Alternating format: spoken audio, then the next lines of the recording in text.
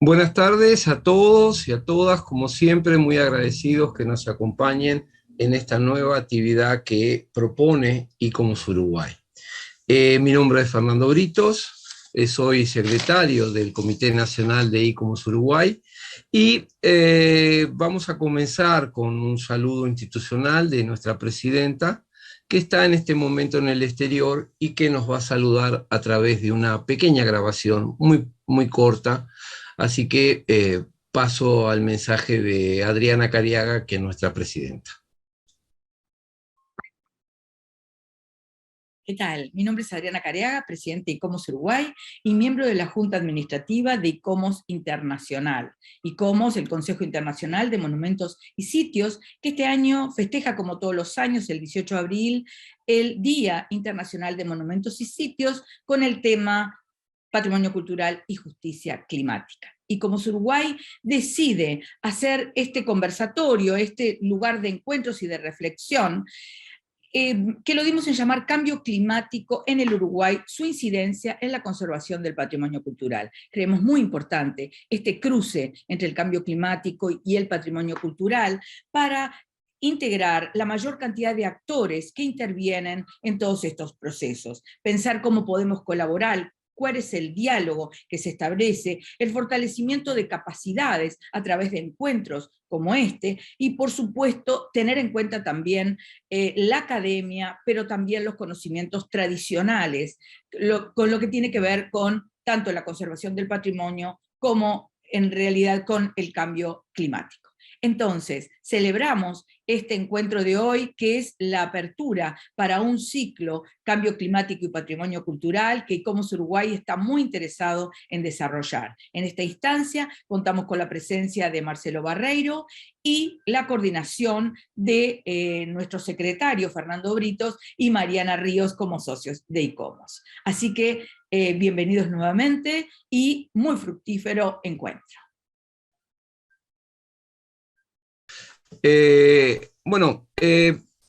Como les dije, es parte de un ciclo que, bueno, vamos a coordinar dos compañeros de ICOMOS.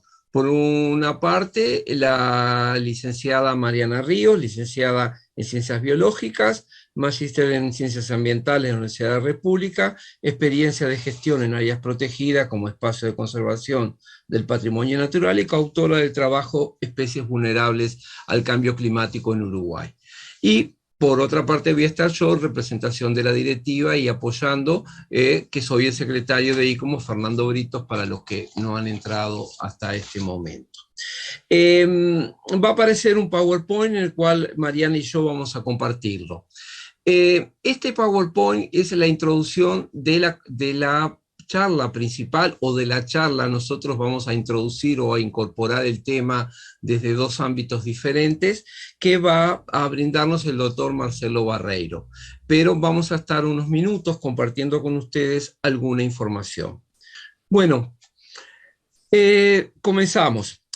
Esta situación que hoy vamos a plantear se enmarca en el Día Internacional de los Monumentos y Sitios 18 de abril. Nosotros vamos a abordar el tema del cambio climático en Uruguay y fundamentalmente, Matías, la siguiente diapositiva. Más fundamentalmente su incidencia en la conservación del patrimonio cultural. Me voy a detener yo unos pocos minutos para no restarle tiempo a la charla principal o a la charla que nos convoca hoy. El interés, la que sigue Matías, es fundamentalmente aclarar un poco que el tema del patrimonio cultural, quizás la propia Mariana, Marcelo vienen del ámbito del patrimonio natural y el tema de la conservación, de la Unión Internacional de la Conservación de la Naturaleza, pero lo que nos interesa es que al día de hoy hay avances en materia de la protección y valoración patrimonial que son de complejidad creciente, lo que los aspectos culturales y los aspectos naturales muchas veces están indisolublemente integrados. Así lo ha entendido ICOMOS desde hace mucho tiempo, y así en todas las referencias que van a ver en su documento no se refiere a patrimonio natural y cultural, sino a patrimonio cultural. La siguiente, por favor, Matías. Desde 1982, cada 18 de abril se celebra este día, y una actividad que fue propuesta originalmente por ICOMOS, este año, desde hace unos años, fue adoptada por UNESCO. La siguiente, por favor.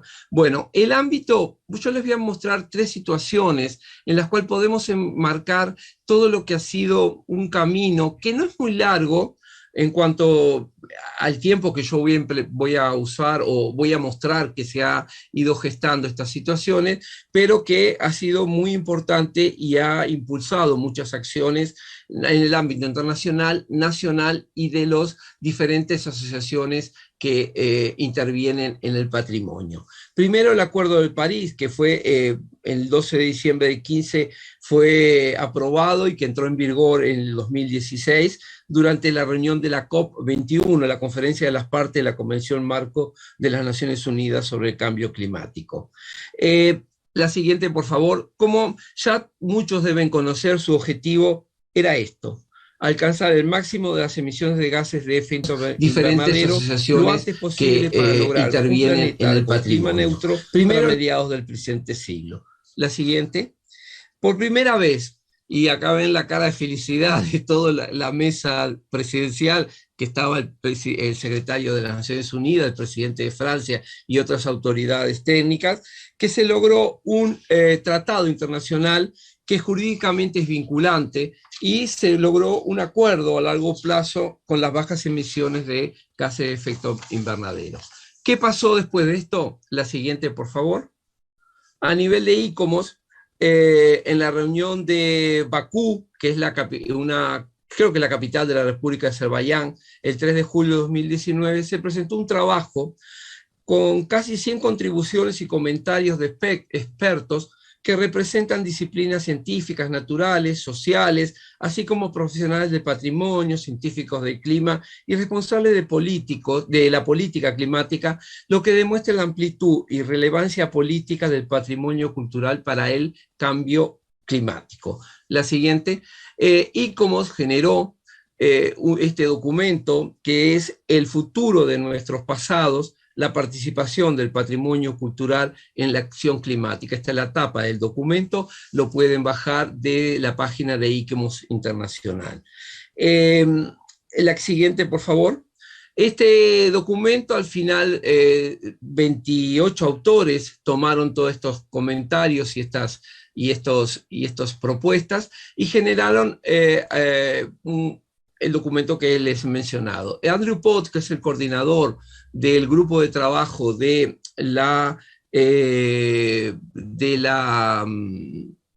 cambio climático, Climate Change Working Group es la sigla en inglés, deja ahí una apreciación del documento. Dice que uno de los mensajes más potentes de este informe es que existen importantes dimensiones del patrimonio cultural que inciden en todos los aspectos de la acción climática definida por el Acuerdo de París, incluidos el aumento del interés en abordar el cambio climático, mitigar los gases de efecto invernadero, mejorar la capacidad de adaptación y la planeación con respecto a pérdidas y daños.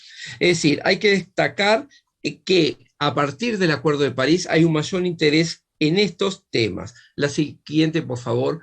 Y quizás el punto más importante es la justicia climática y la equidad. Eso es lo que la equidad intergeneracional, es decir, requieren que en este discurso estas situaciones sean fundamentales para lograr fundamentalmente, no voy a leer la frase, ustedes la pueden leer, solidaridad entre profesionales del patrimonio y las comunidades más afectadas por el cambio climático. Esta solidaridad debe ser la base de las acciones que se desarrollen esta década en la que estamos presentes, la del 20, en camino hacia la justicia climática y la equidad y el logro de objetivos de desarrollo sostenible. La siguiente, por favor. Posteriormente, una Asamblea General de ICOMOS presenta una declaración sobre el patrimonio cultural y ya define la emergencia climática. Es decir, hay un reconocimiento que los acuerdos de París no se están cumpliendo. La que sigue, por favor. Y ahí reconoce en esto el potencial del patrimonio cultural para desarrollar una acción climática inclusiva, transformadora y justa, a través de la salvaguarda de todos los tipos de patrimonio cultural.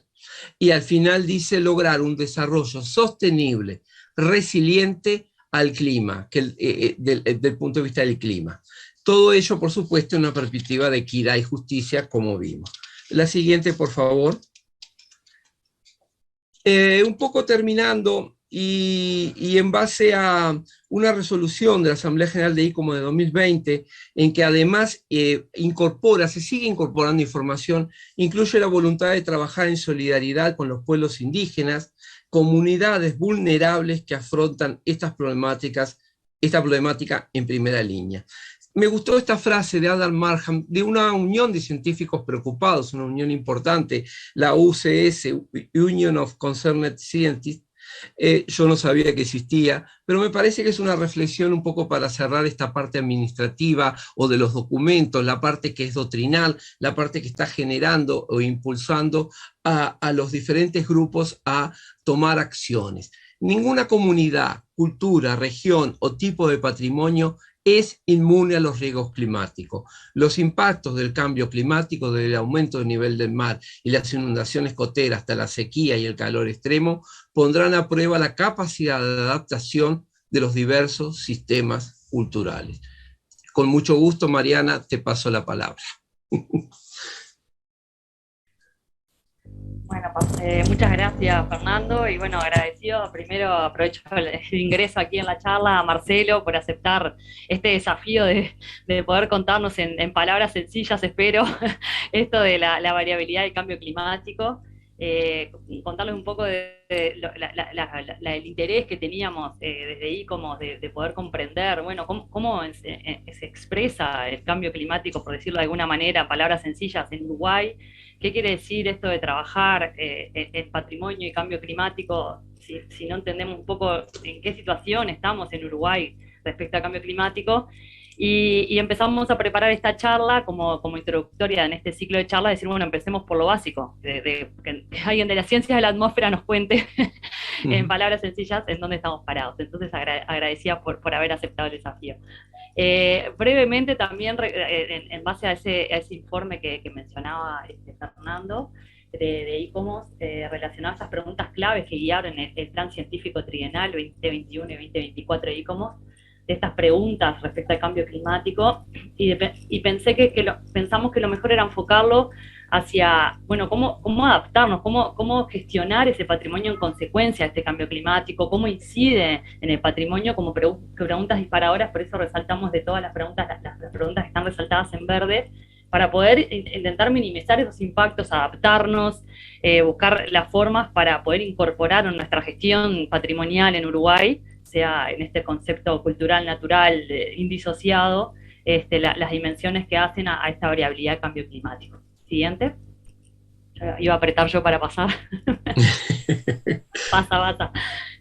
Retomando una de las conclusiones que Fernando ya adelantó sobre ese informe, que aparte me encantó leerlo, si no estaba acá, que ni como no iba a tener la oportunidad siquiera de poder leer este informe, me enriqueció un montón. Vi algunos componentes interesantes de las conclusiones de cómo hay un montón de trabajo que hace ICOMOS entrecruzado en la protección de patrimonio, con cómo la protección patrimonial o el trabajo, la gestión patrimonial y la conservación se entrecruza con las metas que quieren alcanzar con el Acuerdo de París, no solo desde la mitigación, como por ejemplo promover el uso de edificios patrimoniales, con el secuestro de carbono que tiene allí, las propias edificaciones más antiguas, y decir, bueno, no las tiro abajo y vuelvo a hacer una moderna. Desde ese punto de vista, que para mí fue toda una novedad que no conocía, sino también de cómo adaptar la gestión patrimonial que hacemos hacia los diferentes cambios en la variabilidad y el cambio climático. Además también de cómo generar resiliencia y culturas adaptadas al riesgo, y cómo desde el patrimonio y la experiencia, desde las prácticas tradicionales que han estado acostumbradas a la variabilidad del cambio climático, y podemos aprender de esas prácticas, y bueno, todo eso hace a la interacción cambio climático y patrimonio. Siguiente. también concluye que hace un muy buen esfuerzo sistemático el informe, que me parece muy, muy importante para nosotros que somos gestores de patrimonio, de cómo entender las diferentes formas que está interactuando la variabilidad de cambio climático con el patrimonio. Pasar a la siguiente, creo que me quedó animada esta.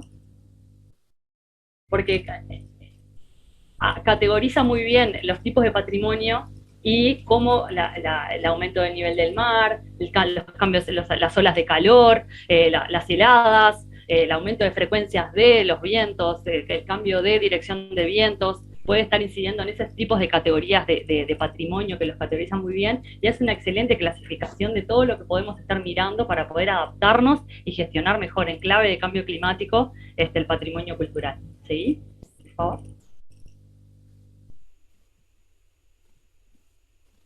También hace énfasis, y que Fernando lo decía, y que esta charla sin duda que lo trae, porque tenemos a un físico de ciencias de la atmósfera, a una bióloga sentada, un arquitecto preparando una charla, y acá estamos los tres poniendo cabeza multidisciplinar en cómo abordar la gestión del patrimonio. Entonces hace un fuerte llamamiento a los enfoques multidisciplinarios para la mitigación y la adaptación, tanto a la documentación patrimonial, en la reducción de riesgos, de desastres, en cómo evaluar la vulnerabilidad del patrimonio que gestionamos, que conservamos, la conservación, la adecuación y la capacitación. Incluso un tema que me pareció interesante es cómo le mostramos los sitios al visitante en esta dimensión de estos cambios que están habiendo a nivel global. Seguí, por favor.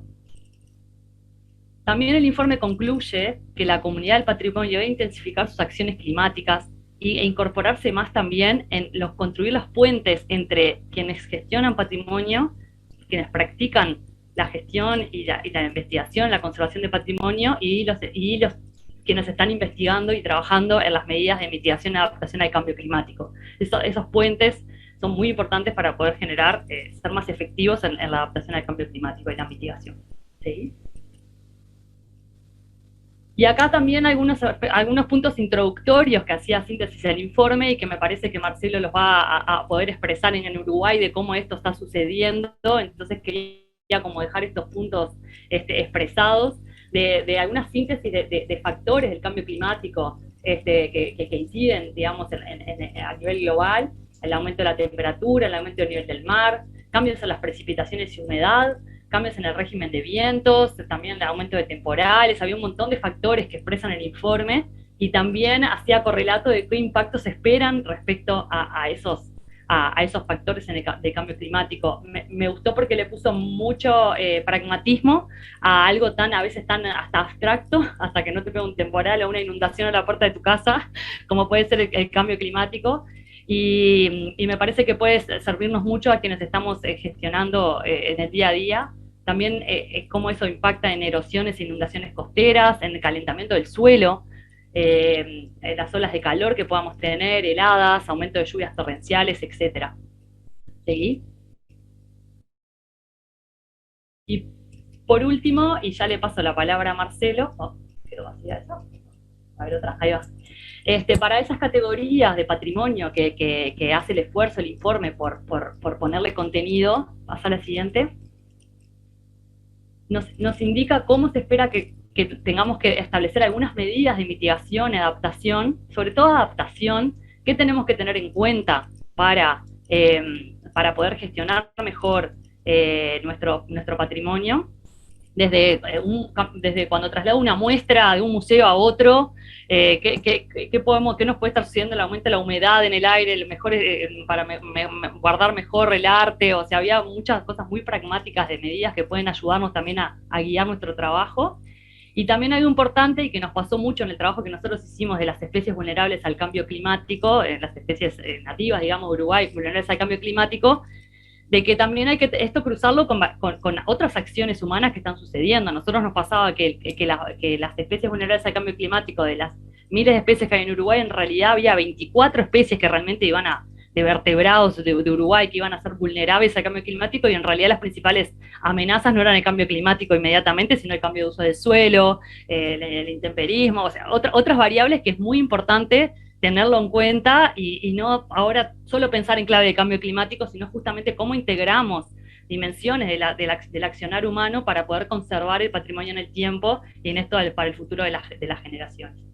Entonces la charla la enfocamos a eso, pero hay un montón de otras variables, de otras dimensiones súper ricas de trabajo entre patrimonio y cambio climático, sobre también qué podemos dar los quienes gestionamos y conservamos patrimonio a mejorar la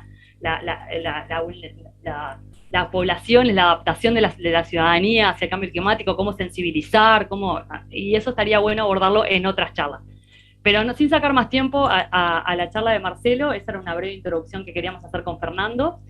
Presentarles a Marcelo, que es docente de la Facultad de Ciencias, del Departamento de Física, de Ciencias de la Atmósfera, perdón, de la Universidad de la República. Sus principales líneas de investigación son la variabilidad predictiva climática, las interacciones océano-atmósfera de gran escala y rol de los océanos en el clima, y circulación oceánica en el Atlántico suroccidental. Y bueno, Marcelo, con esta presentación te cedo la palabra para que nos cuentes un poco, bueno, ya sabes, sobre cambio climático. Bueno, muy bien, muchas gracias Mariana por la presentación. Bueno, muy bien. Bueno, primero que nada, les agradezco mucho la invitación.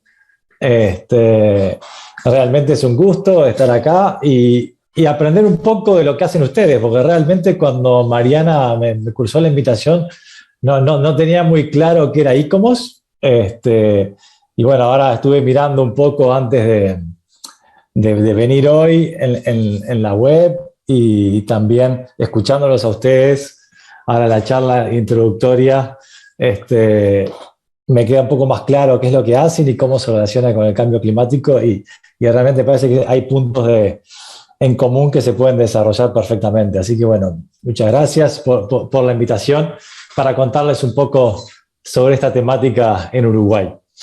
Bueno, como les comentaba Mariana, yo trabajo en el Departamento de Ciencias de la Atmósfera y Física de los Océanos, que está en el Instituto de Física de la Facultad de Ciencias.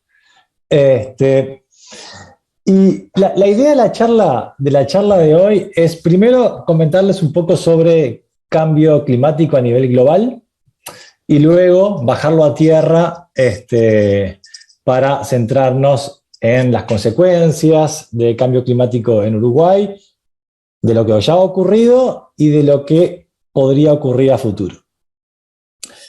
Lo que les voy a mostrar esencialmente son trabajos que fueron realizados, uno en el marco del último informe del IPCC, en el cual yo contribuí en el grupo de trabajo, el primer, número 1, digamos, el que tiene que ver con la ciencia del cambio climático.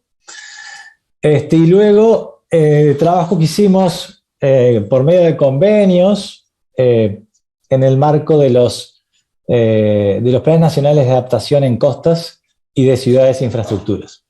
Eso tiene que ver más con la parte de Uruguay específicamente. Así que bueno, yo creo que para empezar, la mejor forma de empezar es ver, digamos, una de las figuras icónicas del cambio climático, que es el aumento de temperatura global del planeta, es el promedio de la temperatura del planeta desde 1850 hasta el año pasado. Y bueno, por lo que ven claramente hay una tendencia claramente ascendente, ¿sí?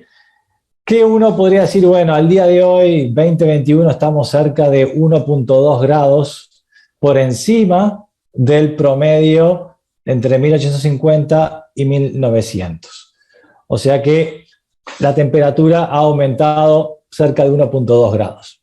Entonces, lo primero que uno mira cuando mira esta curva es, bueno, decir, bueno, está bien, aumentó, no hay duda, pero ¿es debido a la acción del hombre o es simplemente variabilidad climática natural? Sabemos que los dinosaurios vivían en climas mucho más cálidos que el que tenemos ahora. O sea, 10 grados más cálidos que el que teníamos ahora. Entonces, la pregunta es, ¿esto es realmente debido a la acción humana? Entonces, para seguir y para introducir un poco el tema, les quería simplemente resaltar cuál es el problema del cambio climático. Así estamos todos en el mismo canal. El problema del cambio climático tiene dos partes. Uno es detectar cambios, durante un periodo relativamente largo de tiempo, generalmente 30 años, es lo que indica la Organización Meteorológica Mundial, de alguna variable, que puede ser temperatura, y podemos mirar tanto el promedio de la temperatura como la variabilidad de la temperatura. Cualquier cosa que cambie es algo detectado.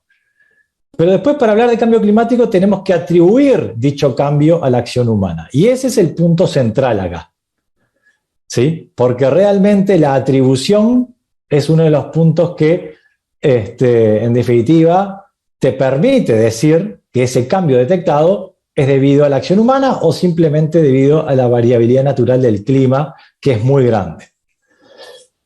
Entonces, para hacer eso, para lograr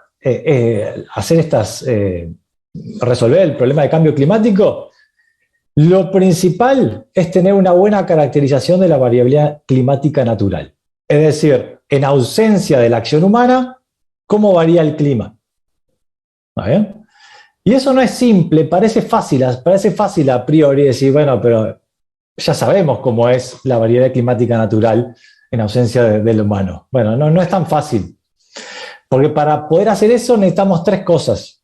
Y esas son las tres líneas de evidencia que se usan en el informe del IPCC y en cualquier trabajo que uno haga sobre cambio climático. Necesitamos series de observaciones largas y de buena calidad, ¿sí? Al menos de paso diario. Y si esto lo bajamos a nuestro país, de paso diario, por ejemplo, para nuestro país tenemos a partir de 1980 a la fecha. Estamos hablando de 40 y poquitos años, por ejemplo, de precipitaciones que estén ya digitalizadas y listos para trabajar. De otras variables no tenemos series tan largas. A nivel mensual, sí tenemos series más largas, pero si uno quiere, por ejemplo, estudiar eventos intensos de lluvia diarios, realmente necesita uno datos diarios y no hay forma o inclusive horarios sería mejor, pero horarios, bueno, tenemos menos datos de ese tipo todavía. La otro tipo de herramienta que se usa es la teoría, ¿sí? Y la teoría en el clima esencialmente está toda incluida en los modelos numéricos del clima. Estos modelos que son modelos que representan matemáticamente el comportamiento de los océanos, de la atmósfera, de la vegetación, de los hielos, y esas ecuaciones matemáticas son resueltas numéricamente. Esos son los modelos del clima, y es donde está puesta toda la teoría de cómo nosotros creemos que funciona el clima.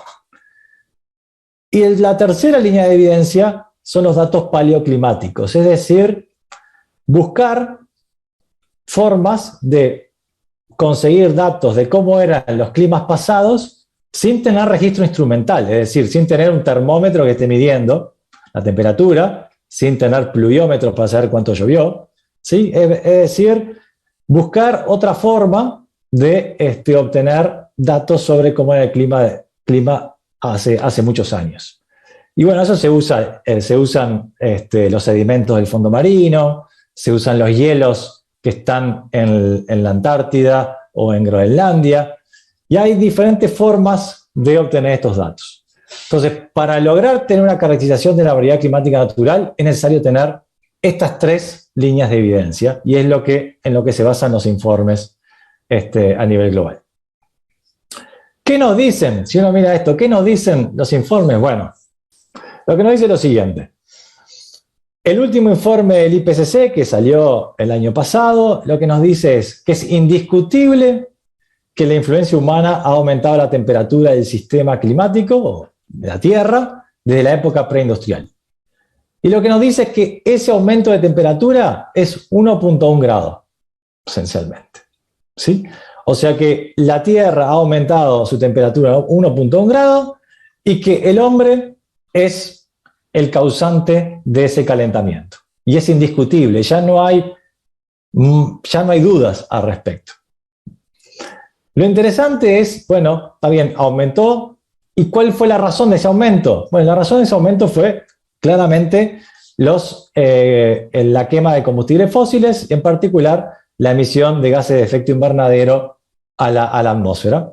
Y eso se ve en esta grafiquita que está acá, ¿sí? Esta es la barrita del cambio de temperatura observado, y esta es la barrita del cambio de temperatura simulado. Aquí hay fíjense que esta barrita es igual a esta esencialmente. O sea que los modelos simulan bien el calentamiento observado. Y después hay dos barritas, y esto es una cosa que está bueno simplemente resaltar. La acción humana tiene dos efectos sobre el clima. Uno es la emisión de gases de efecto invernadero que calientan el clima. Y la otra es la emisión de aerosoles a la atmósfera. Aerosoles son todas las partículas tipo hollín, que queden suspendidas en el aire, que pueden ser líquidas o sólidas también, y que eso tiene una acción de enfriamiento del clima. Entonces, el calentamiento que generó la acción humana en realidad es un balance entre el calentamiento generado por los gases de efecto invernadero, que hubiera sido de 1.5 grados, menos el enfriamiento debido a los aerosoles que también emitió la acción humana. ¿Está bien? Entonces, el calentamiento en realidad neto, si no hubiéramos emitido aerosoles, que en cierta forma es contaminación atmosférica, el calentamiento global hubiera sido mayor.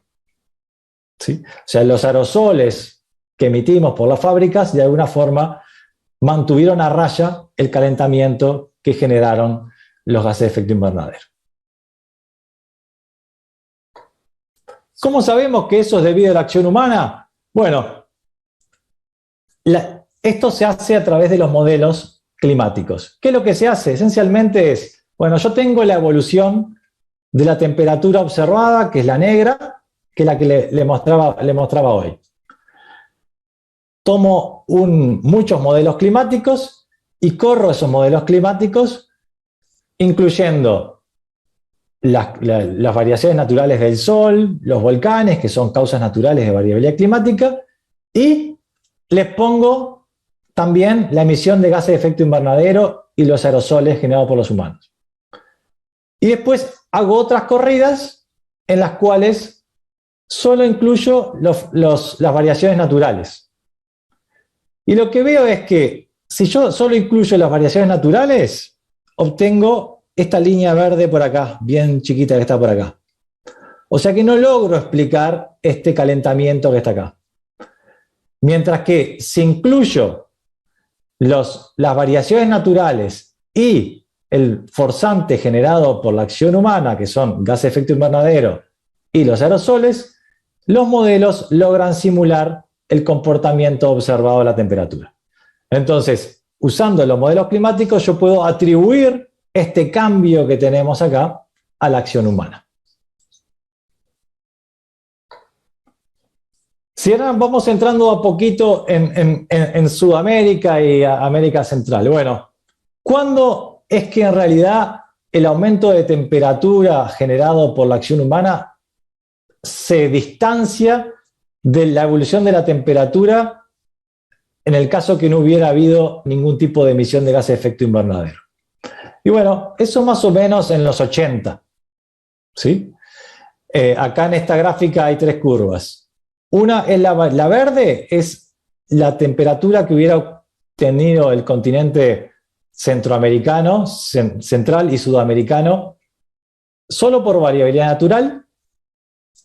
La negra es la curva observada y la naranja es la curva simulada por el modelo, incluyendo el forzante humano, o sea, gases de efecto invernadero y los aerosoles. Bueno, lo que vemos es que la verde y la naranja tienden a separarse en la década de los 80, más o menos.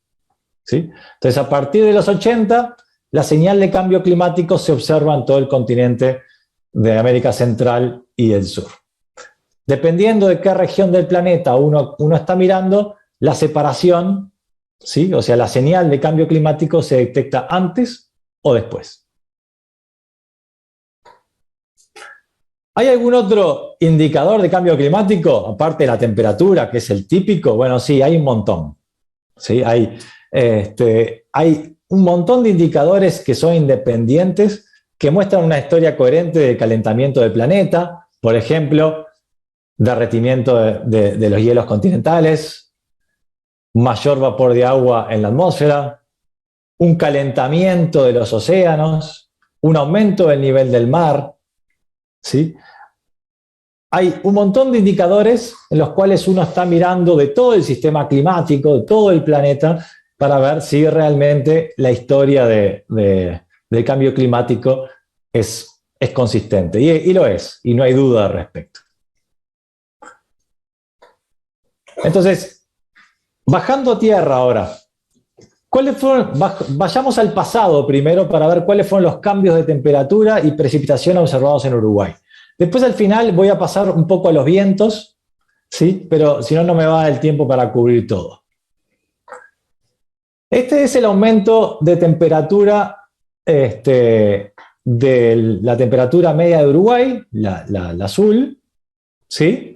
Desde 1961 hasta 2015 acá, hasta 2021 siguió igual. Y lo que se observa es que más o menos en estos 50 años, ¿sí? 50 y pico de años, el aumento de temperatura es cercano a 1 grado, ¿sí? En Uruguay. Y otra cosa que es importante acá, y me interesa resaltar, es que la variabilidad año a año de la temperatura media de Uruguay, fíjense que acá era la temperatura cerca de 18,7 grados, el año siguiente 17,8, es más o menos 1 grado. Entre año y año, la temperatura media de Uruguay, en todo el año, promediada en todo el año, varía cerca de 1 grado, que es del mismo orden de magnitud que la tendencia. O sea que la tendencia observada en todo este periodo, ¿sí?, es tan grande como la variabilidad año a año, lo cual hace que la tendencia sea fácilmente detectable, ¿sí? Entonces, es fácil detectar la señal de aumento de temperatura en Uruguay, porque la variabilidad año a año de temperatura en Uruguay es relativamente chica. Vamos a ver que para las lluvias no es el caso. ¿Cómo se distribuye esto a nivel de Uruguay? A nivel del territorio. Y bueno, y a nivel de las estaciones también. Ustedes miran diciembre, enero, febrero, marzo, abril, mayo, junio, julio, agosto, septiembre, octubre, noviembre. Lo que observan es que siempre el litoral este del país se ha calentado más que el resto del territorio, ¿sí? En primavera y otoño, las estaciones de transición, es cuando el calentamiento en la región este del país ha sido mayor a 1,5, inclusive 1,6, 1,8 en algunos puntos de Uruguay, mientras que en el resto, ¿sí?, por ejemplo, en la zona metropolitana de Montevideo, el calentamiento es más cercano a 0,7 a nivel anual, ¿sí? O sea que, inclusive para un país tan chico como Uruguay, ¿sí?, si bien en promedio más o menos es 1 grado, hay una distribución territorial que no es uniforme. Se ha calentado más el este del país que el litoral oeste y el sur. Entonces, y acá vamos, bueno, si cambiamos el promedio de las temperaturas, lo más probable es que también cambien los extremos de la temperatura, ¿no? Si nosotros tenemos una distribución de temperatura que tiene esta forma, el promedio va a estar más o menos por acá, y voy a tener los extremos cálidos y los extremos fríos. Si yo muevo esta distribución hacia la derecha, como por ejemplo en esta figura de acá, la muevo hacia acá, hacia la derecha, quiere decir que ahora debería tener más temperaturas cálidas y menos temperaturas frías. Si es simplemente un cambio en la distribución, o sea, un movimiento en la distribución. En realidad la forma de la distribución de temperatura podría cambiar, pero si yo simplemente muevo 1 grado hacia la derecha, debería tener más temperaturas extremadamente cálidas. Y podemos ver esto para las temperaturas mínimas y para las temperaturas máximas. ¿Sí? Las temperaturas mínimas sabemos que ocurren durante la noche y las temperaturas máximas sabemos que ocurren durante el día. en general. Entonces, por ejemplo, lo que obtenemos es que si uno mira el número de días con noches frías, ¿sí? Por lo menos Montevideo, que está caracterizado con ese vientito durante la noche, que uno siempre está acostumbrado a salir con busito en la noche, ¿sí? Lo que obtenemos es que el número de días con noches frías ha disminuido en todo el país, ¿no? O sea que este lado de la distribución hay menos días. Y a su vez aumentó el número de días con noches cálidas. Es decir, las noches ahora son más cálidas que antes. O sea que este extremo de la distribución aumentó. O sea que efectivamente para las temperaturas mínimas hubo un corrimiento hacia temperaturas más cálidas de toda la distribución. ¿Y qué pasó durante el día? Uno puede decir, bueno, uno espera, debido al cambio climático, que las temperaturas durante el día hayan aumentado. Bueno, no es tan así, ¿sí? Lo que sí obtenemos es que cuando uno mira las temperaturas máximas durante el día, tenemos menos días fríos. Que eso, dije, bueno, está bien, ya no tenemos días tan fríos como antes durante el día, ¿sí? O sea, la máxima no es tan baja como antes, es un poquito más alta.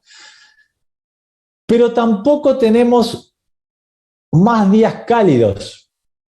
Es decir, la temperatura máxima no aumentó significativamente en nuestro país. Es más, en el sur del país hay una tendencia que no llega a ser significativa, pero hay una tendencia que haya menos días cálidos en el sur del país. ¿Qué significa esto? Lo que significa en definitiva es que el aumento de la temperatura que tenemos en Uruguay no es por un aumento de las temperaturas máximas, sino por un aumento de las temperaturas mínimas.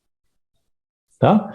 O sea que fundamentalmente lo que ha ocurrido es que las noches a nivel de Uruguay ya no son tan frías como antes y eso ha corrido la distribución de las temperaturas medias hacia valores más cálidos. ¿Tá? O sea que no se esperen, esto lo que muestra es que uno no espera que haya temperaturas, pues si antes en la máxima de 35, ahora va a haber 37 grados, no. Lo que va a pasar es que si la mínima antes era 5 grados, bueno, ahora la mínima va a ser 6 grados. O sea, las noches no van a ser tan frías como antes. Y esto tiene algunas consecuencias, porque uno puede mirar las heladas, por ejemplo. Si uno mira el número de heladas, ¿sí?, que ocurren en nuestro país, bueno, el número no tiene una tendencia clara, en el sentido de que hayan menos heladas, porque si uno dice, bueno, si las temperaturas mínimas disminuyeron, debería haber menos heladas. Bueno, no es tan obvio, no hay una tendencia clara en el número de heladas, pero sí lo que hay es una disminución del periodo del año en que ocurren las heladas. Por ejemplo, este es el caso para Paso de los Toros, ¿sí? En 1960, ¿sí?, la primera helada ocurría los primeros días de junio y la última helada ocurría a mitad de agosto.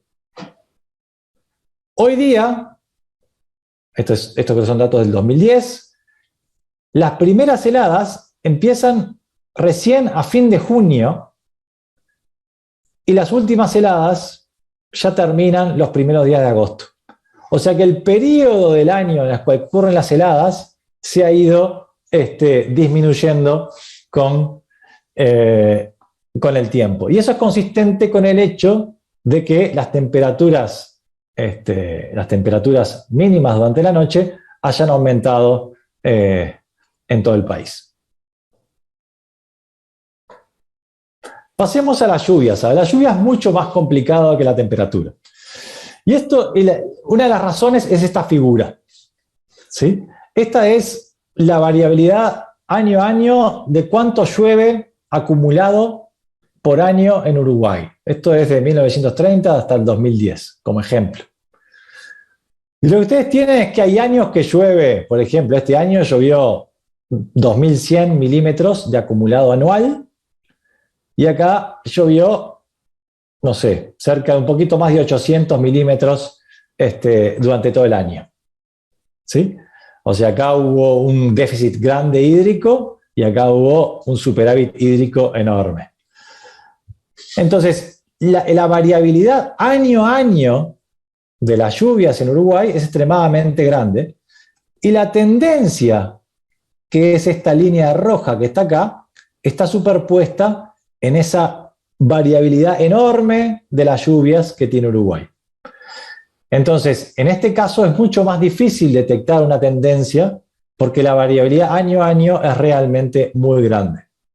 Aún así, es posible asignar un cambio en las lluvias al cambio climático. Ahora vamos a verlo eso. Y es esto. Esta es la tendencia a nivel global de las lluvias, ¿sí? Desde el 51 hasta el 2010. Y fíjense que a diferencia de las temperaturas, que en todos lados aumentó la temperatura, en todos lados del globo aumentó la temperatura, en cuanto a lluvias, en algunas regiones a nivel del globo aumenta y en otras disminuye. En nuestra región, que compartimos con el sur de Brasil, ¿sí? Es una de las regiones a nivel del mundo que ha aumentado, ¿sí? Las lluvias en los últimos 60, 70 años, y se ha mostrado que al menos parte de ese aumento de las lluvias es debido a la acción humana, ¿no? Y eso no es nada trivial, o sea que el aumento en las lluvias acumulado anual que tenemos en nuestra región, en nuestro país, es debido a la acción humana, y por lo tanto, si seguimos emitiendo gas de efecto invernadero, bueno, ese aumento de lluvias va a seguir. ¿Sí? Para que tenga una idea de la dificultad de atribuir cambios en las lluvias a nivel global, lo que les digo es que solo un 16% de todas las regiones terrestres, ¿sí? Solo en un 16% de todas las regiones terrestres ha sido posible atribuir ese cambio a la acción humana. Uruguay es una de ese 16%. En el resto ha habido cambios, pero no son atribuibles a la acción humana, al menos por ahora. Uruguay sí. Uruguay tiene un aumento en las precipitaciones y ha sido atribuido, al menos en parte, a la acción humana. Y estas son las tendencias, ¿sí? A nivel del país, distribuidas abril-mayo, es la región que ha aumentado más. Estamos hablando de 50 milímetros. Eso es un porcentaje grande. Ahí llueve más o menos, estamos hablando de unos 300 milímetros por trimestre, más o menos. Y bueno, un 50 en 300 es un porcentaje significativo, ¿sí? Casi un 20%. En otras regiones no ha aumentado tanto, pero tiene signo positivo. Pero yo lo que quiero resaltar acá es que a nivel anual el acumulado es mayor, pero a nivel estacional, ¿sí? Es importante ver en qué estación del año estamos. En invierno ha habido una tendencia negativa en las lluvias, fundamentalmente al norte del Río Negro. En el resto de las estaciones del año ha habido una tendencia hacia más lluvias. Fíjense que y Uruguay es un país chiquito, ¿no? Imagínense un país grande, la diversidad de tendencias que uno puede tener. ¿Y esto qué genera? Que en invierno haya una tendencia negativa. Y bueno, eso lo que genera es que la estacionalidad en las lluvias ha aumentado. ¿Sí? Es decir, Uruguay, uno tiene a pensar, o nos enseñan en la escuela, que en realidad llueve más o menos lo mismo durante todo el año, lo cual no era cierto antes y es menos cierto aún ahora. Generalmente, acá hay dos gráficas, la climatología para el sur y para el norte del Río Negro. Esto es enero, esto es diciembre.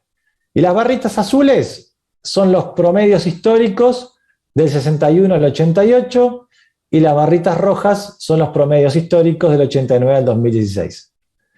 Como ustedes ven, ¿sí? Hay un aumento en la lluvia fundamentalmente en sería fin de verano, otoño, hay un descenso de las lluvias en invierno y un aumento de vuelta en primavera, tanto para el sur como para el norte. O sea que la estacionalidad en las lluvias, y se ve muy bien en el norte, ¿sí?, ha aumentado significativamente en las últimas décadas.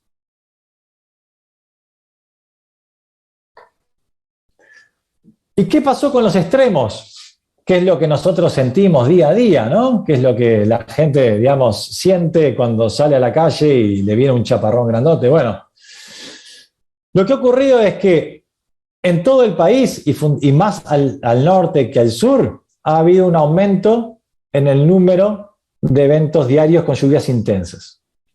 ¿Sí? Cuanto más azul, ha sido mayor el cambio.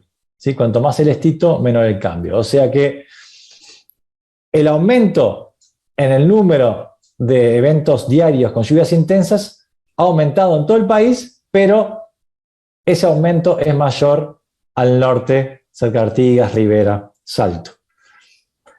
Y además, lo que uno observa es que la intensidad de los eventos de lluvia, ¿sí?, ha aumentado fundamentalmente en otoño y primavera.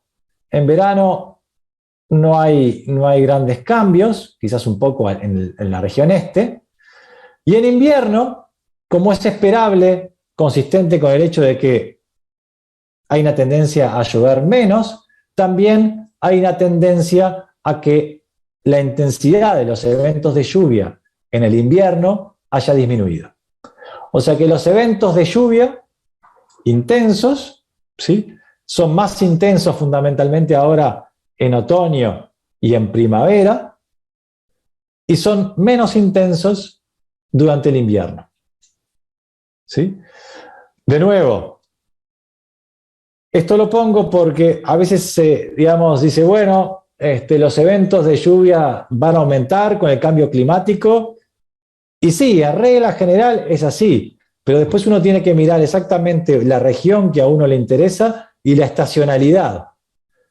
¿Por qué es así? Bueno, una de las razones por las cuales invierno es diferente de otoño y primavera es porque los fenómenos que causan las lluvias son diferentes. No son siempre los mismos en todas las épocas del año. ¿Sí?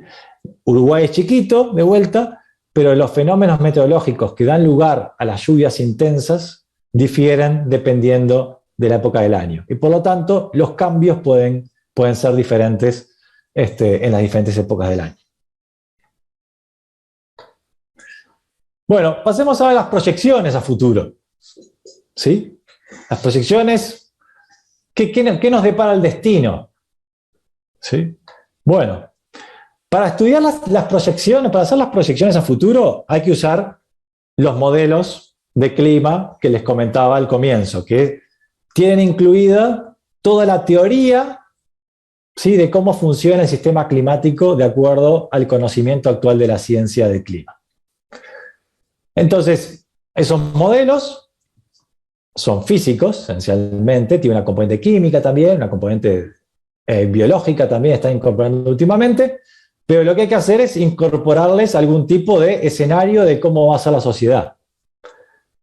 Porque de acuerdo a cómo evolucione la sociedad, vamos a emitir más o menos gases de efecto invernadero, que va a ser el forzante que va a cambiar el clima a nivel global.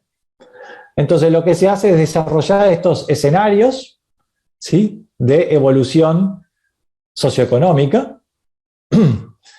Y esencialmente hay 5 escenarios. ¿Sí? Un escenario 1, en el cual se asume una transición hacia un desarrollo sostenible con energías limpias. Un escenario 5, que es una economía fuertemente basada en combustibles fósiles. Son completamente opuestos en cuanto al uso de la energía, pero son optimistas en cuanto al desarrollo humano. ¿Está bien? En ambos casos hay inversiones importantes en educación y salud, crecimiento económico rápido, instituciones fuertes. Pero cómo se hace la transición energética es completamente diferente. En un caso nos convertimos a un desarrollo sostenible y en otro caso seguimos quemando combustibles fósiles. Después tenemos los escenarios 3 y 4, que son más pesimistas. No voy a entrar en detalles, pero esencialmente el 3 asume que los países priorizan una seguridad regional y el 4 asume que dominan las desigualdades en los países, desigualdades internas en los países. Y el 2 es el caso intermedio, siempre hay algo en el medio. Entonces, dependiendo del escenario, uno le pone esa información al modelo climático y el modelo climático nos va a dar un clima a futuro. Entonces, cada uno de estos escenarios tiene una determinada emisión de dióxido de carbono en la atmósfera, que es el gas de efecto invernadero por excelencia que tenemos. Y eso es lo que muestra la figura a la derecha. ¿Sí? El 5, que era el uso continuo de combustibles fósiles, tiene este escenario. El 3 es un escenario medio intermedio, igual hace un uso importante de combustibles fósiles.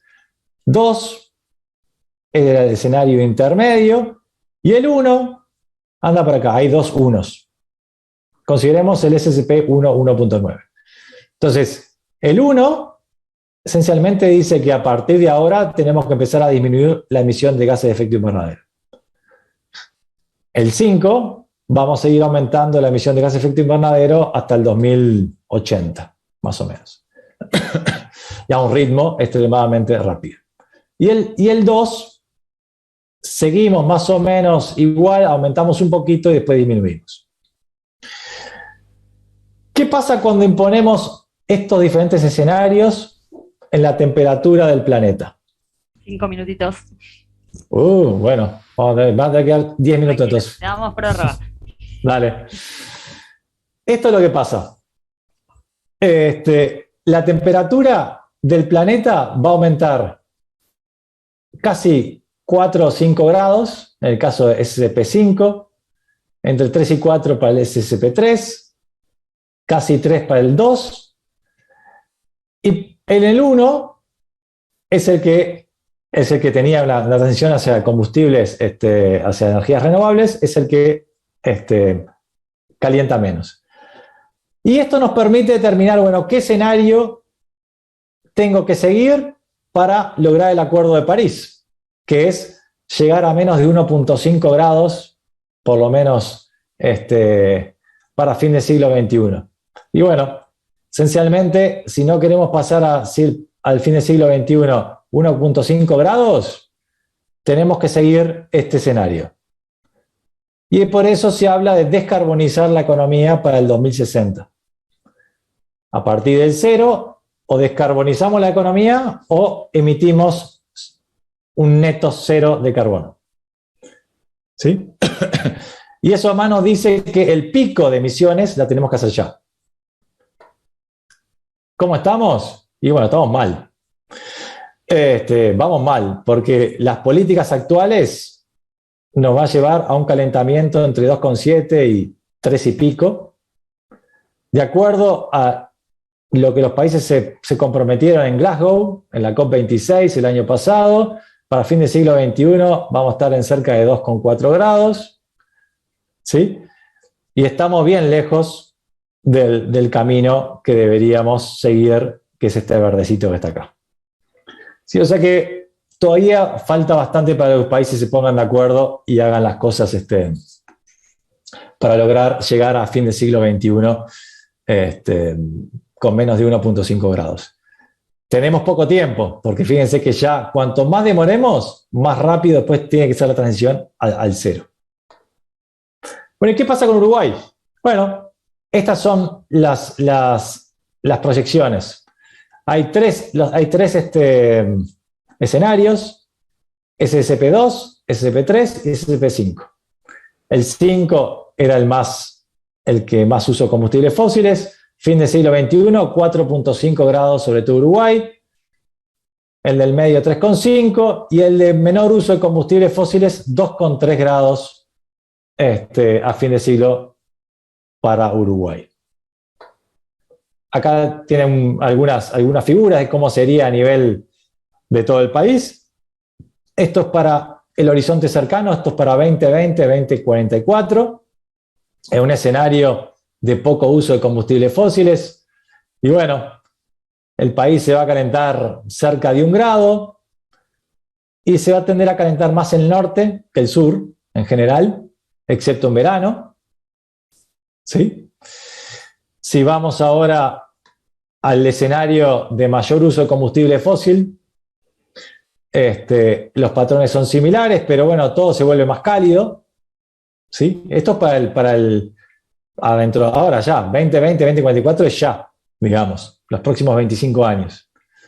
¿Sí? De vuelta, acá hay un calentamiento en marzo, abril, mayo, ya pasamos a 1.5 grados en el norte. Y bueno, a medida que aumentamos el gas de efecto invernadero, el país se va a ir calentando más. Para fin del siglo XXI, el escenario de poco uso de combustible fósil, que al día de hoy yo creo que es hacia donde nos dirigimos, más o menos de acuerdo a lo que los países se han comprometido. Y bueno, acá fíjense que la escala cambió, ¿sí?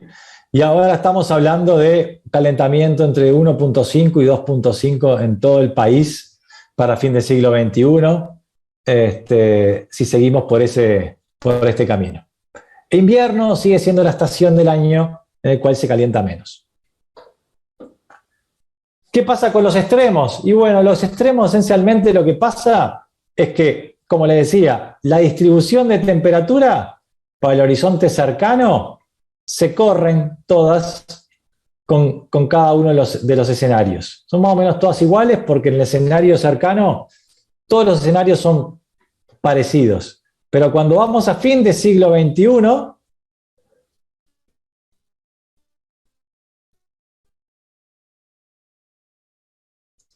el escenario, como este es el actual y este es el a futuro, cerca de 4 grados de calentamiento medio, pero con extremos extremadamente más cálidos de los que tenemos hoy. O sea que la distribución se corre y además se ensancha, o sea que la variabilidad de las temperaturas diarias a futuro aumentaría. O sea, no solo cambia la media, sino que aumentaría la variabilidad diaria. ¿Qué pasa con las lluvias? Bueno, en el escenario de poco uso de combustible fósil, ¿sí? Para los próximos 25 años, en verano no hay mucho cambio, en invierno tampoco. Donde hay cambio fundamentalmente es en otoño. Otoño es el trimestre del año que muestra la señal más consistente de aumento de precipitaciones. ¿Sí? Esto es para los próximos 25 años, en el escenario de bajo uso de combustible fósil. Esto es lo mismo, pero para el escenario de mayor uso de combustible fósil, de vuelta, marzo, abril, mayo es la estación del año con mayor señal de un aumento de lluvias. Esto para los próximos 25 años de vuelta. ¿Y qué pasa a fin del siglo XXI? Bueno, esto es lo que pasa a fin del siglo XXI. En el escenario de poco uso de combustible fósil, de vuelta, otoño es el trimestre que muestra un aumento bien marcado de lluvias. Verano también se vuelve un trimestre con lluvias por encima de lo normal. Invierno y primavera no muestran señales muy importantes sobre Uruguay. Y para el escenario de mayor uso de combustibles fósiles, a fin del siglo XXI, bueno, de vuelta, marzo, abril, mayo es un aumento generalizado en toda la región. Verano también. Invierno, un poquito al este del país, hay un aumento de las lluvias. Y primavera es una estación del año que, de acuerdo a este escenario, e inclusive para el anterior, ¿sí? Lo que vemos es una disminución de las lluvias en el suroeste del país. ¿Sí? Primavera, a futuro, fin de siglo XXI, hay una tendencia a lluvias por debajo de lo normal en el suroeste del país. Es bien diferente del resto de las estaciones del año.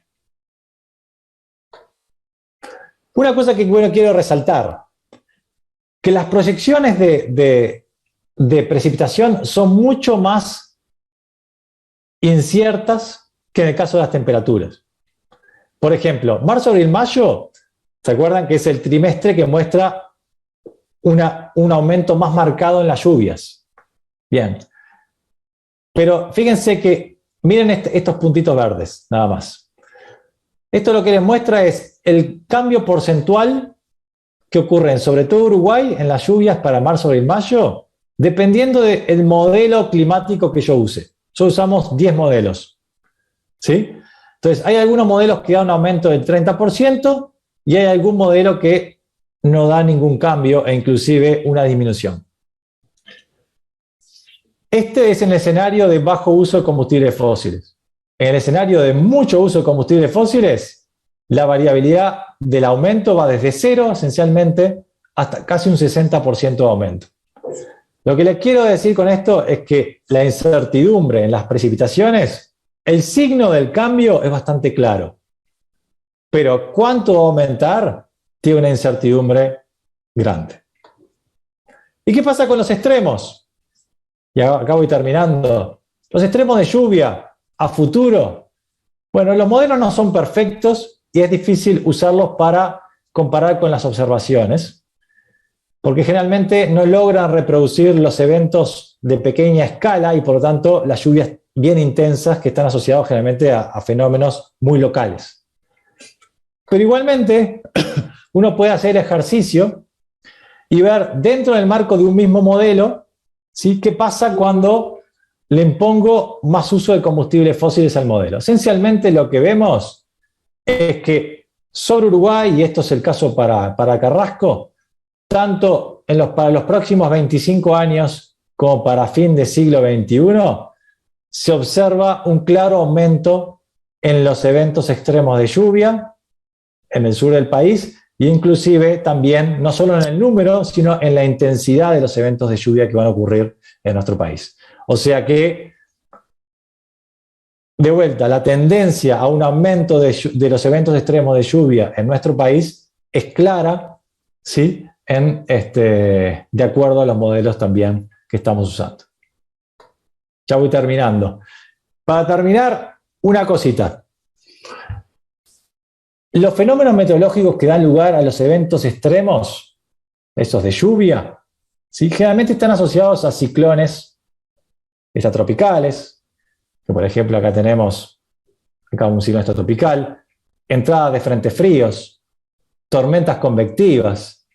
Y esos fenómenos meteorológicos dan lugar a vientos muy intensos, a tornados, granizo, inundaciones repentinas asociadas a lluvias extremas.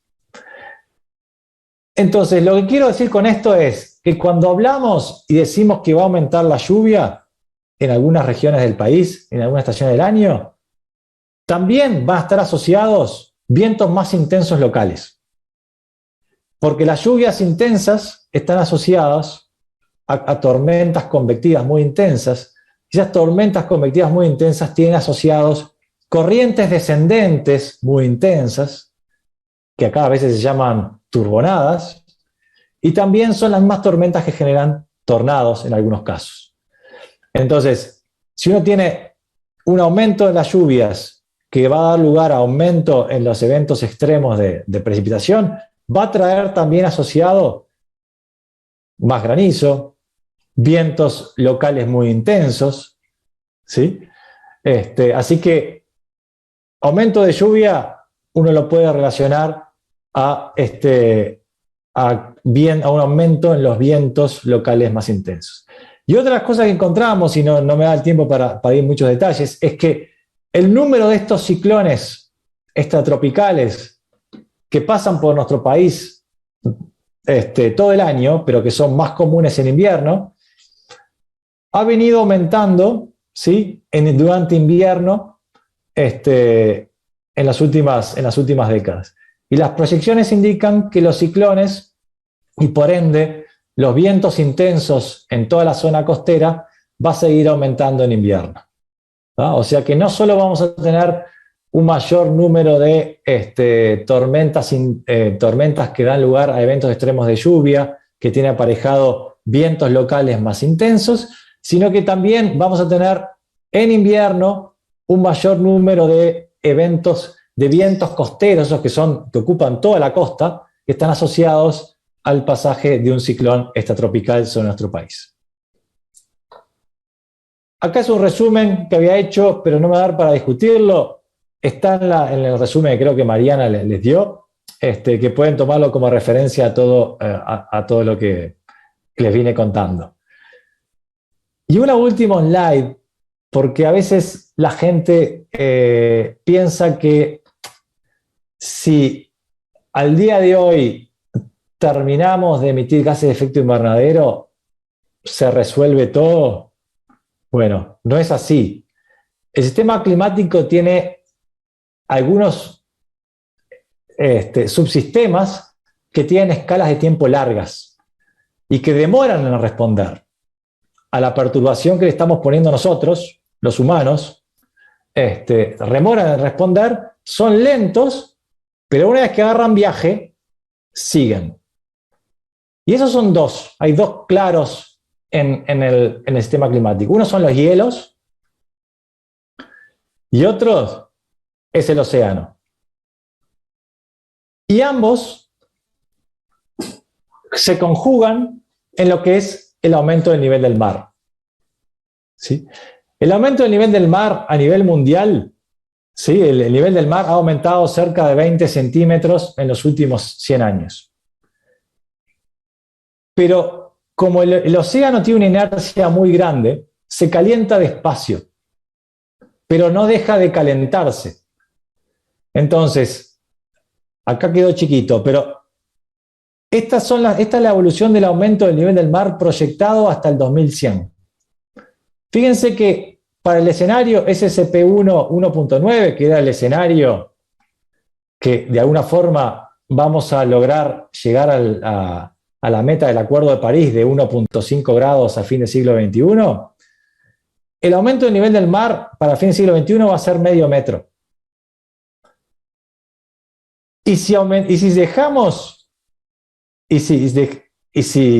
esperamos un tiempo más, para allá 2300 sigue aumentando el nivel del mar y puede llegar a 1.5 grados, a 1.5 metros de aumento del nivel del mar, o inclusive 3 metros en el caso más extremo. En el caso de un aumento de uso de combustibles fósiles extremo, que es el SP 5.85, a fin del siglo XXI, el aumento del nivel del mar es 0.8, 1 metro. Pero si seguimos esperando, puede llegar a tener, varios metros de altura. ¿Qué es lo que quiero decir con esto? Que lo que nosotros ya le hicimos al clima, nos lo va a cobrar. Es decir, todas las emisiones de gases de efecto invernadero que ya emitimos, ¿sí? Y que tienen un efecto acumulativo sobre el clima, algunas partes del sistema climático ya no las podemos parar. Y uno de esos es el océano.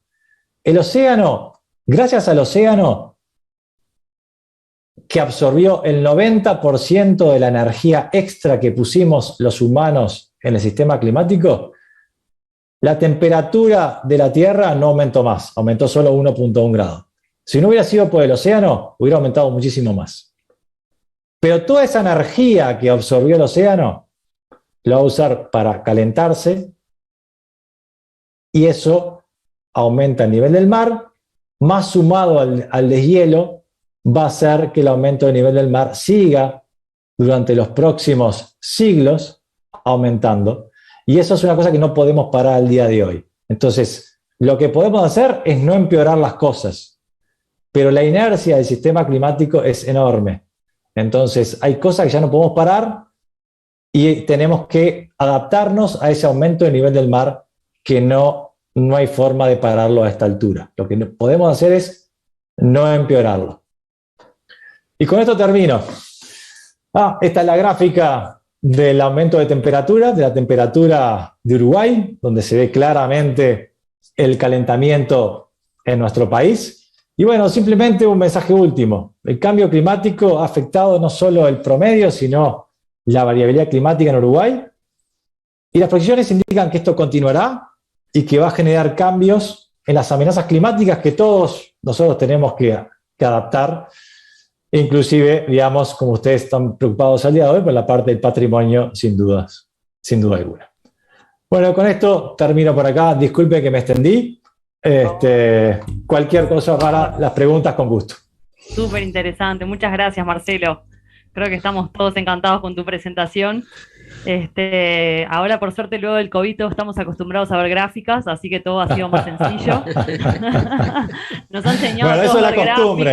Esa es la costumbre. No puedo evitarlo. Disculpe, pero no puedo evitarlo. Explicarlo sin gráficas y sin mapas, pero al revés, el esfuerzo que has hecho por poder contarnos a todo algo tan complejo como esto y tan cotidiano al mismo tiempo, súper agradecidos por eso. Abro el espacio para preguntas, si les parece, de los compañeros de ICOMOS que hayan quedado en la presentación, así luego yo tengo algunas reflexiones, pero claro, hay alguna pregunta que ya por YouTube se está transmitiendo. Cira, que es una amiga de Argentina, que está participando de ICOMOS Argentina, preguntó sobre el tema de los aerosoles, que yo también quedé un poco sorprendido. Sí, algo había leído, pero si podés hacer un resumen o una explicación breve, te agradecemos. Bien. ¿Se afectan los seres vivos? Preguntaba Cira. Bueno, eso creo que es una pregunta para vos, Mariana, me parece. Claro, no tanto para mí, eso para vos. Exacto. Yo te puedo explicar la parte física. Y esto es así. ¿Por qué enfrían el clima? Bueno, porque cuando los aerosoles quedan suspendidos en la atmósfera, tienen dos efectos. Uno, actúan como reflejan la radiación solar. O sea, en definitiva, hacen que entre menos energía del sol en la Tierra y eso hace que se enfríe el clima. Sí, o sea, actúa una especie de espejo, si uno lo quiere decir. O sea, el sol es en suspensión. Y lo otro que hacen es, cuanto más aerosoles uno tenga en la atmósfera, los aerosoles pueden actuar como núcleos de condensación que se usan para formar las nubes, las gotitas de agua que forman las nubes. Entonces los aerosoles te cambian las propiedades ópticas de las nubes. Y cuando uno cambia las propiedades ópticas de las nubes, en este caso los aerosoles generan más nubes y de nuevo las nubes tienden a reflejar la radiación solar hacia el espacio. Entonces los dos efectos son dos efectos de enfriamiento del clima que se oponen al calentamiento generado por los gases de efecto invernadero. Yo quería complementar que sin duda no es algo positivo para para la vida del planeta en el sentido más biológico, si se quiere. O sea, en definitiva aerosoles que evidentemente en concentraciones superiores a las condiciones aéreas afectan. Y hago una reflexión sobre eso, que a veces como la humanidad en esta apuro por mitigar el impacto del cambio climático, a veces las posturas de los países han sido muy bueno, imitamos aerosoles al aire, ¿se entiende? Y eso hay que tener cuidado de que las medidas sean justamente integradoras de otras dimensiones que se están perdiendo dentro de la salud del planeta. Entonces, en detrimento de disminuir el carbono en la atmósfera, de repente se emiten otros contaminantes, otros agentes, o sea, cualquier contaminante es cualquier cosa que por niveles por encima de lo tolerable, digamos. Entonces, bueno, se cambian coberturas vegetales que sean más secuestradoras de carbono más rápido, pero eso hace que el carbono en el momento sea menor, pero en realidad eso después, que si hay un incendio, se libera todo ese CO2 de nuevo a la atmósfera. Entonces hay que tener cuidado también con las medidas que se toman, y eso se ha trabajado mucho internacionalmente para acoplar las convenciones de Río, que le llaman la de biodiversidad, cambio climático, de certificación, justamente para poder integrar mejor las dimensiones, porque por el apuro del cambio climático, la verdad que se están promoviendo muchas cosas alarmantes. Y al final lo que queremos es seguir emitiendo. Al final nadie quiere Sí, sí, Parar la está, cosa.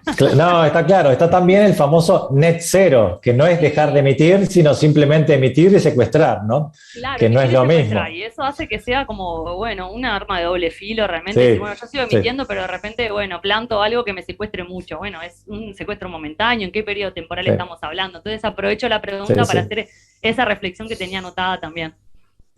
Muy perfecto. bueno, muy bueno. Bueno, ¿alguna otra Sí, pregunta que haya de... ese es un tema que creo que tiene un... Por algo ICOMOS, yo no lo expliqué al comienzo, lo tomó como tema científico para un trienio, no es un tema de un tiempo Ujú. con ocasión del Día de los Monumentos y Sitios, sino patrimonio y clima es un tema ya de un trienio, 2021-2024. Y por eso nosotros vamos a proponer un ciclo con otras, para seguir abordando el tema que no se termina ni cerca con tu maravillosa presentación. Bueno, Mariana, ¿qué hacemos? No, si hay alguna otra pregunta, aprovechemos, lo exprimimos un poco más a Marcelo si no tiene problema. No hay problema, no hay problema. A O la algún Después se lo comentario tú devolvemos a que la familia. quieras, claro, o algún comentario que quieras hacer particular Ahí para Inés que el creo que tiene una pregunta. patrimonio, Uruguay, algo, la vegetación, No, yo los le viejos quería pedir a parques. Marcelo si se anima a definir un poco mejor qué son esos aerosoles que emitimos a la atmósfera. El hollín lo entendí, pero ¿en qué otra cosa serían esos aerosoles que ayudan favorablemente al cambio climático? Bueno, favorablemente es un decir, pero digamos, estamos de acuerdo, se oponen. Bueno, en realidad es cualquier tipo de partículas que pueden ser sólidas, como el hollín, o inclusive material particulado de las quemas de biomasa, los incendios, las fábricas, pero también pueden ser partículas líquidas, digamos, o sea, pueden ser gotitas que se emitan por cualquier proceso químico industrial. ¿Ah? O sea que en realidad es un paraguas muy grande de partículas sólidas y líquidas de todas las actividades industriales. Pero no incluye vapor de agua, por ejemplo. Eso estamos hablando No. ¿no? Vapor Tiene de que ser algún agua. particulado con No, alguna claro, carga sí, más sí, sí. Algún sulfuros, generalmente. Sulfuros correcta. es el típico ejemplo. Y bastante Sí. nitrógeno también se tira a la atmósfera, que no sé si eso Sí, los podría ser NO, los también. NOx y ese Sí, tipo de cosas también. Sí, todos los sí, procesos, sí, por sin ejemplo, de duda. generación de fertilizantes o de químicos para el agro, esa producción genera bastante Exacto. aerosoles con cargas que sean solo el agua. Sí. Cuando uno El escucha, agua es separado, digamos. El agua es Es otra separado. cosa, el vapor de agua va por otro lado. Claro, de hecho, el vapor de agua es Es el gas de muy efecto. normal. Es el gas de efecto invernadero más importante en realidad, el vapor de agua. Está bien. Pero es algo que nosotros no podemos controlar. Nosotros no generamos vapor de agua. Tiene un ciclo y bueno, Correcto. tiene un ciclo y responde. Pero el que podemos nosotros controlar sí es el dióxido de carbono, digamos. El vapor de agua, sin duda, es el gas de efecto invernadero número uno. Pero es diferente del otro porque tiene un ciclo definido, digamos. Ricardo, El vapor de agua vive 7 días en la atmósfera, digamos. Entonces se está reciclando continuamente. Ricardo, ¿vos tenías una pregunta o comentario? sí, era una especie de comentario, digo, uno al escuchar estas cosas nos damos cuenta de que el clima es una situación sobre la Tierra que es extremadamente compleja en todas las variables, en los modelos matemáticos, esos que se ven, que se plantean diversos modelos, nos dejan claro de que la situación y las interacciones entre los distintos factores son enormes.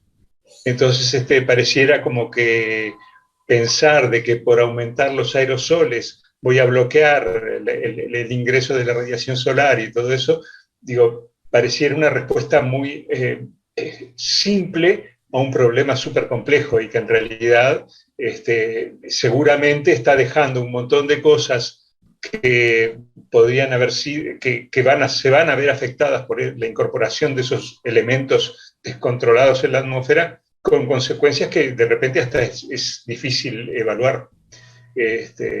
No sé, es una reflexión que se me ocurre, no sé si... Exactamente. Sí, no, yo tenía sumado lo de Ricardo como algunas anotaciones que me hacía a veces, bueno, aumentó un grado. Bueno, un grado, ¿qué? Un grado por ahí no es nada.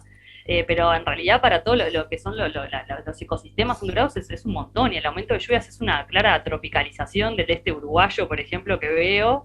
Bueno, ojo con ese término, ojo con ese término, ojo con ese término. La parte de lluvias.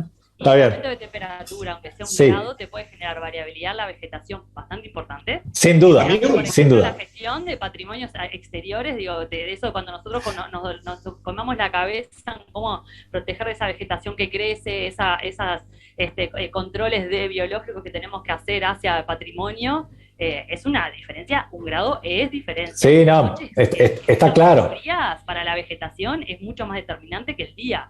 A veces, las noches que incluso las plantas respiran diferente, o sea, hasta las propias plantas empiezan entonces hay todos unos procesos biológicos que 1 grado, que de repente para nuestro día a día, 1 grado no es nada, 28, 29 grados no me hace la diferencia, bueno, en realidad en esa tendencia hace una diferencia grande.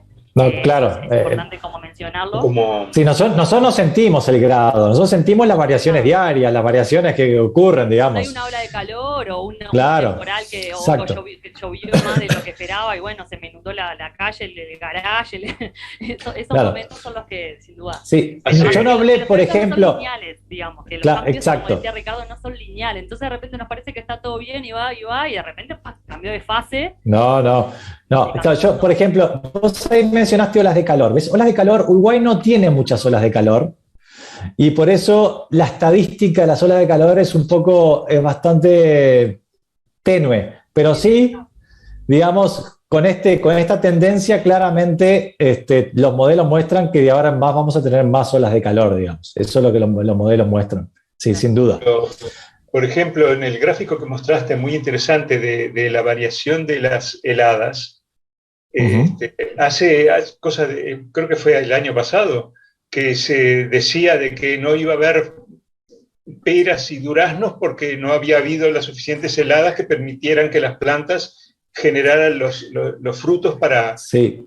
O sea que la afectación es a todo nivel, ¿no? Entonces, si vamos disminuyendo las heladas, capaz que dentro de un tiempo no tenemos duraznos ni peras en verano.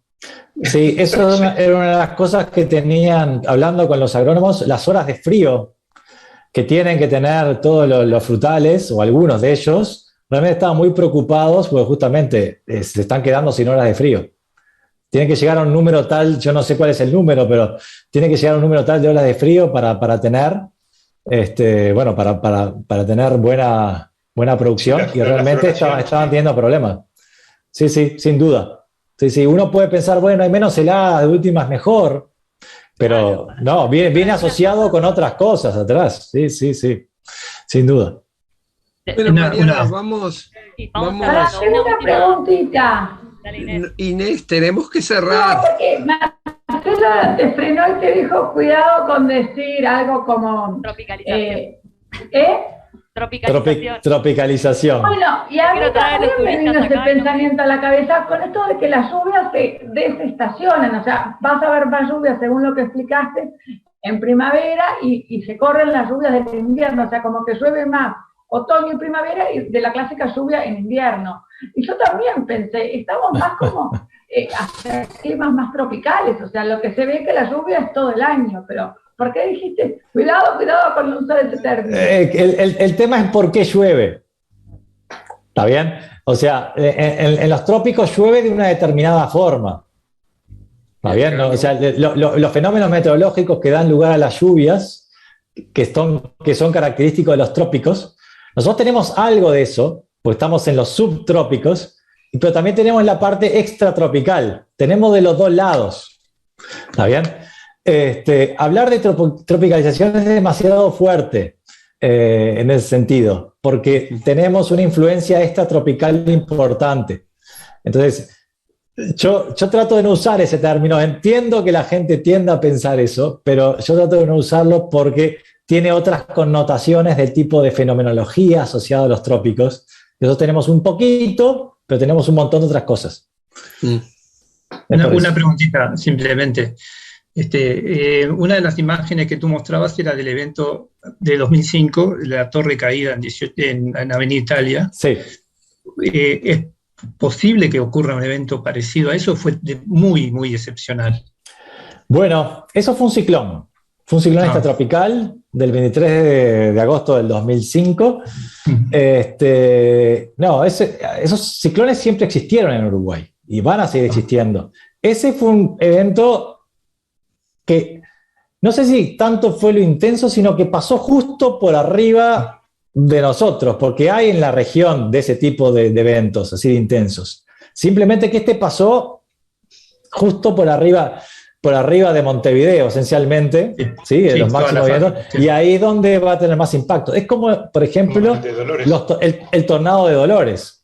Tornados tenemos en Uruguay, se sabe hace 40 años que tenemos tornados en Uruguay, pero si no pasa por arriba de una ciudad, bueno, digamos, no nos enteramos demasiado, digamos, sí, podrá volar algo, pero claro, pero tiene que justamente tener el impacto sobre sobre algo, en este caso fue Montevideo. Es interesante lo que decís, porque ese ciclón del 23 de agosto de 2005 fue el que de alguna forma terminó de dar origen a la licenciatura en Ciencias de la Atmósfera que ahora llegamos adelante en la facultad, porque en ese momento se entendió que, bueno, no puede ser que un país como Uruguay no pudiera tener una carrera en meteorología, y bueno, ahí, todos los ministerios, la universidad, bueno, se pusieron de acuerdo que había que generar la carrera y, bueno, la estamos llevando adelante. Bueno, o sea que sí, fue un evento importante.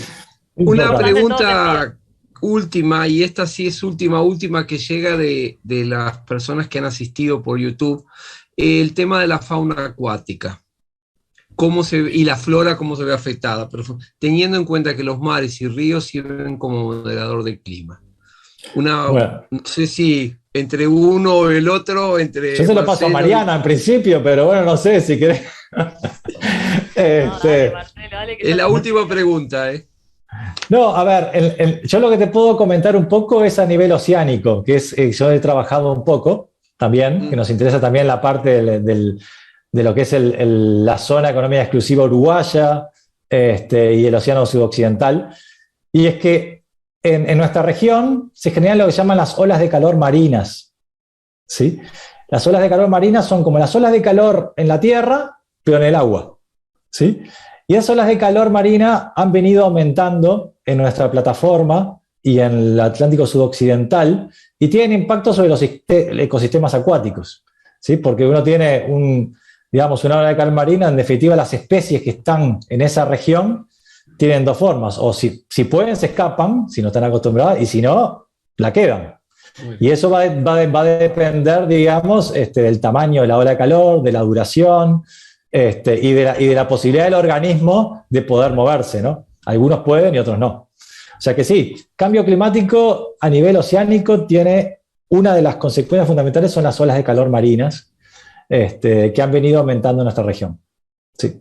Sí, correcto. En realidad, muchas especies se mueven si tienen la posibilidad, pero otras simplemente mueren. Ha habido mortandad de algunas especies de peces, eso ha pasado, y también hay procesos que todos los lagos, por ejemplo los lagos someros, llanos de poca profundidad, ahí es donde más puede pegar porque no tienen manera de irse, y además aparecen otros fenómenos como el de cianobacterias que tienen otras connotaciones también, pero que de temperatura cataliza también, o sea, más temperatura hay más ebullición de microorganismos, como quien dice, y ahí ya empieza a haber esos cambios que no son lineales, o sea que uno de repente dice, bueno, la laguna está bien, y de repente, ¡pum!, tenés toda la laguna verde. Exacto. Entonces hay otras razones por las cuales, articulados a nutrientes, pero la biodiversidad sin duda acuática, por más de que sean los ríos quienes a veces el agua modera la temperatura, igual el calentamiento del agua sucede en aguas llanas, y en los océanos es lo que dice Marcelo, que en realidad las especies se mueven. Ahora nos aparecen aguavivas que son de aguas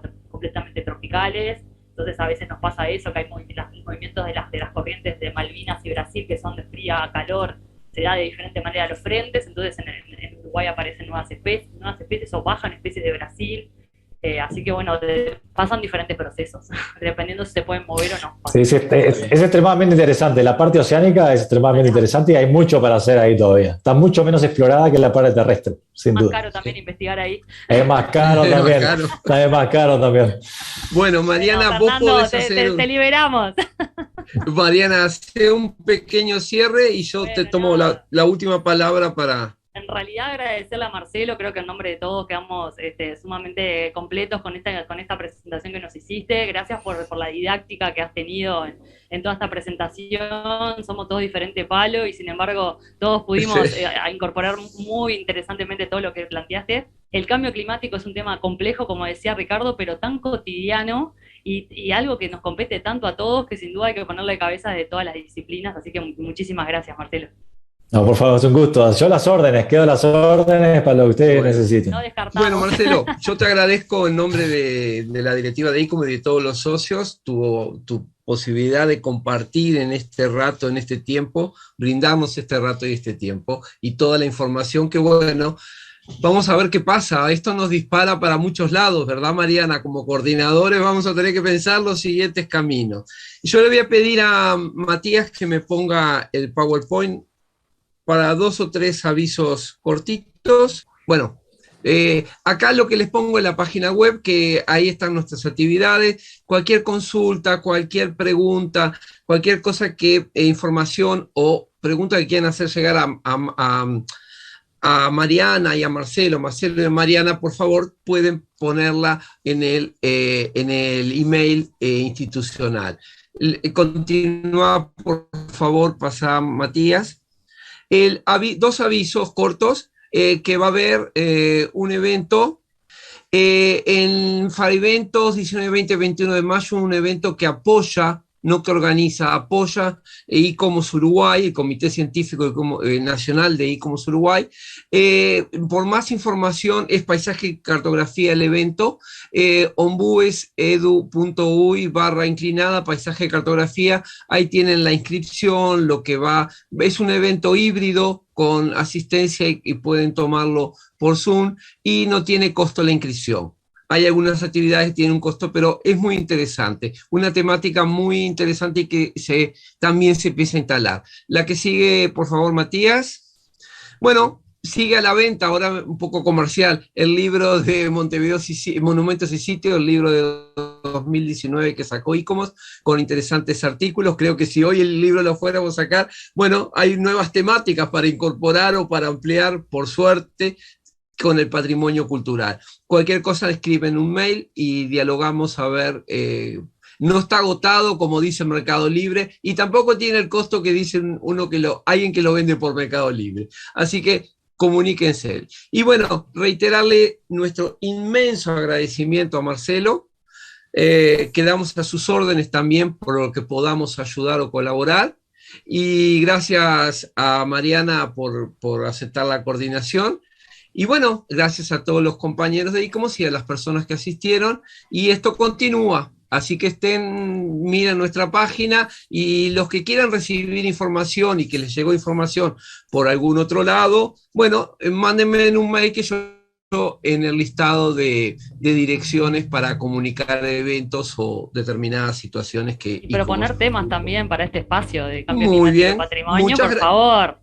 Muy bien eso, para poner, esto ya vieron que es hasta el 2024 el tema así que, bueno, va a seguir mucho más, después que lo que nos dijo Marcelo, bueno, hay que hablar con nuestros chicos más chicos, bueno, y veremos de seguir avanzando en este tema de patrimonio y clima, o patrimonio y emergencia climática, como lo expresó el último documento de ICOMOS internacional. Muchas gracias y buenas noches. Buenas noches. Buenas noches. Gracias, buenas noches. Chao, chao.